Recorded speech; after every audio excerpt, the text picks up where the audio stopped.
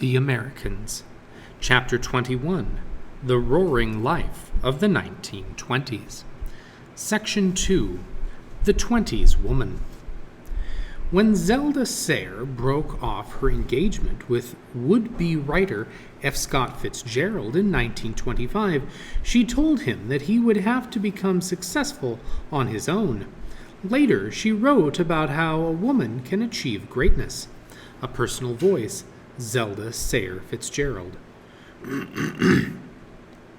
Rogue means that women want to choose their man, not take what lives in the next house. Look back over the pages of history and see how the loveliness of women has always stirred men and nations on to great achievement. There have been women who were not pretty, who have swayed hearts and empires, but these women did not disdain that thing for which paint and powder stands. They wanted to choose their destinies, to be successful competitors in the great game of life. Zelda Sayre and F. Scott Fitzgerald married 1 week after Scott published his first novel, and Zelda continued to be the model for Scott's independent, unconventional, ambitious female characters. He even copied from her letters and other writings. Ironically, Zelda's devotion to her marriage and to motherhood stifled her career ambitions. Nevertheless, she became a model for a generation of young American women who wanted to break away from the traditions and forget the hardships of the war years. Part 1. Young Women Change the Rules. By the 1920s, the experiences of World War I had the pull of cities and changing attitudes had opened up a new world for many young Americans. These wild young people, wrote John F. Carter, Jr. in a 1920 issue of Atlantic Monthly, were experiencing a world unknown to their parents. We have seen man at his lowest, woman at her lightest, and the terrible moral chaos of Europe. We have been forced to question, and in many cases to discard, the religion of our fathers. We have been forced to live in an atmosphere of tomorrow we die, and so, naturally, we drink and we're merry.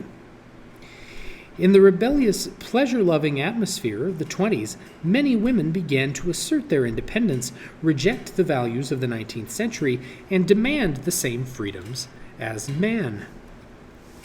The flapper. During the 20s, a new ideal emerged for some women. The flapper, an emancipated young woman who embraced the new fashions and urban attitudes of the day.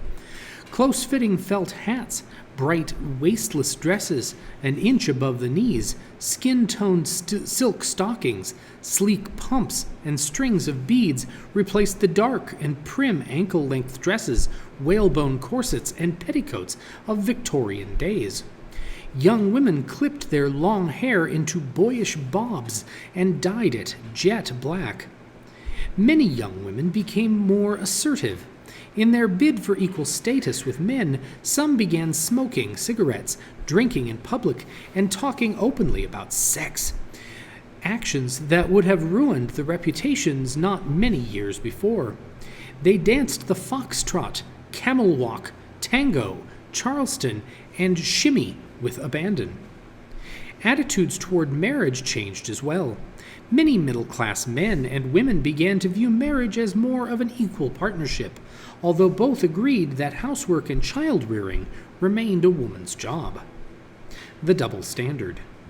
Magazines, newspapers, and advertisements promoted the image of the flapper, and young people openly discussed courtship and relationships in ways that scandalized their elders.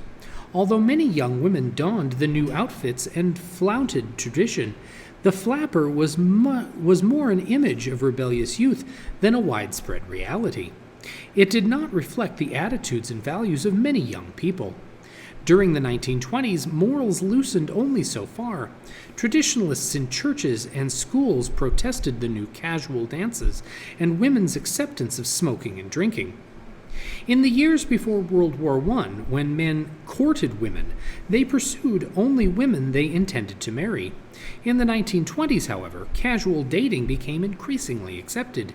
Even so, a double standard, a set of principles granting greater sexual freedom to men than to women, required women to observe stricter standards of behavior than men did. As a result, many women were pulled back and forth between the old standards and the new. Part 2. Women shed old roles at home and at work. The fast-changing world of the 1920s produced new roles for women in the workplace and new trends in family life. A booming industrial economy opened new work opportunities for women in offices, factories, stores, and professions.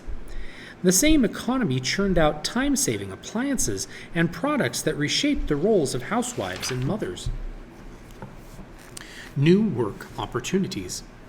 Although women had worked successfully during the war, afterwards employers who believed that men had the responsibility to support their families financially often replaced female workers with men. Women continued to seek paid employment, but their opportunities changed.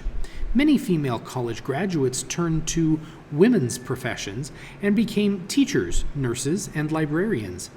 Big businesses required extensive correspondence and record-keeping, creating a huge demand for clerical workers such as typists, filing clerks, secretaries, stenographers, and office machine operators. Others became clerks in stores or held jobs on assembly lines. A handful of women broke the old stereotypes by doing work once reserved for men, such as flying airplanes, driving taxis, and drilling oil wells. By 1930, 10 million women were earning wages. However, few rose to managerial jobs, and wherever they worked, women earned less than men. Fearing competition for jobs, men argued that women were just temporary workers whose real job was at home. Between 1900 and 1930, the patterns of discrimination and inequality for women in the business world were established. The changing family. Widespread social and economic changes reshaped the family. The birth rate had been declining for several decades, and it dropped at a slightly faster rate in the 1920s. This decline was due in part to the wider availability of birth control information. Margaret Sanger, who had opened the first birth control clinic in the United States in 1916, founded the American Birth Control League in 1921 and fought for the legal rights of physicians to give birth control information to their patients. At the same time, social and technological innovations simplified household labor and family life. Stores overflowed with ready-made clothes, sliced bread, and canned foods. Public agencies provided services for the elderly, public health clinics served the sick, and workers' compensation assisted those who could no longer work. These innovations and institutions had the effect of freeing homemakers from some of the traditional family responsibilities. Many middle-class housewives, the main shoppers and money managers, focused their attention on their homes, husbands, children, and pastimes. I consider time for reading clubs and my children more important than careful housework, and I just don't do it, said an Indiana woman in the 1920s. As their spheres of activity and influence expanded, women experienced greater equality in marriage. Marriages were based increasingly on romantic love and companionship. Children, no longer thrown together with adults in factory work, farm labor, and apprenticeships, spent most of their days at school and in organized activities with others their own age. At the same time, parents began to rely more heavily on manuals of child care and the advice of experts. Working-class and college-educated women quickly discovered the pressures of juggling work and family, but the strain on working-class women was more severe. Helen Wright, who worked for the Women's Bureau in Chicago, recorded the struggle of an Irish mother of two. A personal voice, Helen Wright. She worked in one of the meat-packing companies, pasting labels from 7 a.m. to 3:30 p.m.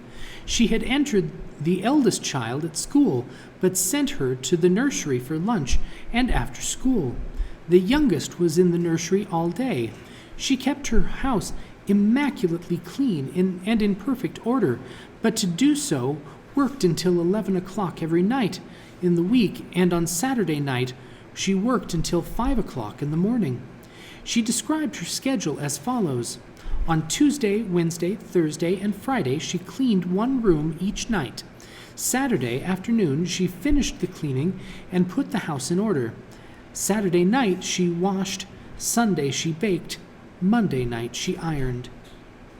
As women adjusted to changing roles, some also struggled with rebellious adolescents who put an unprecedented strain on families.